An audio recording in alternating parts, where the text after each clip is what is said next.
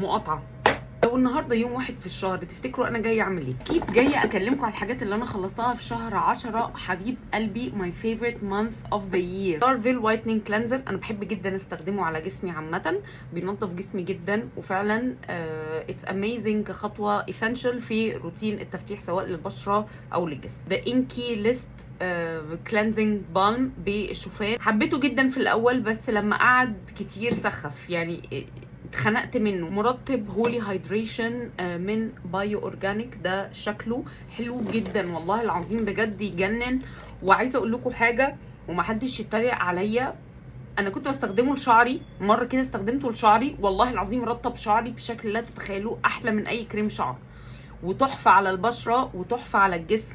من الحاجات الهيدن جيمز اللي موجوده عندنا بجد خطير. ديودرنت من براند اسمها سي دي، حلو جدا، كان حلو جدا وريحته حلوه جدا. اي ثينك فيه لافندر، هبقى اعمل لكم منشن للبيج اللي انا جبتها منها لانه بصراحه حلو بجد. ليب اويل ده بتاع اسنس، زعلت جدا جدا لما خلص لان هو من احلى الليب اويلز اللي انا جربتها في حياتي. زيت الخطير ده من اوليفل اللي انا كلمتكم عنه، بحبه جدا واكيد اول ما الاقيه هكرره. ديودرنت ديرماتيك بالفانيلا كوكونات، حبيته بس حرفيا لازم تحطي منه كل يوم، يعني ما ينفعش تفوتي يوم. تترا جلو كريم التفتيح الليلي، حلو جدا جدا جدا، عملت لكم ريفيو عنه. تنت ده بتاع اورا، حبيته جدا، عندي درجاته كلها وخلصت الدرجه البينك، حلو بجد. سيرم تطويل الرموش والحواجب من اتود هاوس، طبعا كلكم عارفينه يعني. ده محلول الساليسيليك اسيد لعلاج القشره والتنظيف وفروه الراس عامه من ذا انكي ليست. خلاص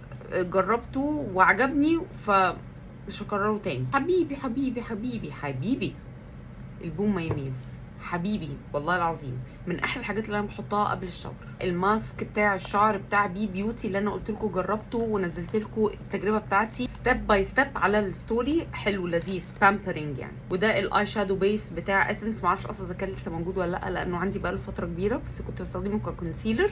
والجليتر شادوز من ستيلا. اخر حاجه الاسبريسو بتاع دي ام للتخسيس، هو عشان تخسي منه لازم تشربيه اسبريسو، لا تحطي عليه لبن ولا تحطي عليه سكر ولا فليفر ولا اي حاجه، وطبعا هيسد النفس يعني لما تشربي اسبريسو كده سك هيسد النفس. اي حاجه يا جماعه للتخسيس بتعتمد على ارادتك انت، لو عندك اراده هتخسي، بس هو بيسد النفس. لو شربتيه لوحده الصبح استحاله تاكلي حاجه بعديها لمده 4 ساعات. وبس كده، لو عندكم اي سؤال سيبوهولي تحت في الكومنتس، وربنا ما يقطع لنا عاده، واشوفكم الشهر الجاي.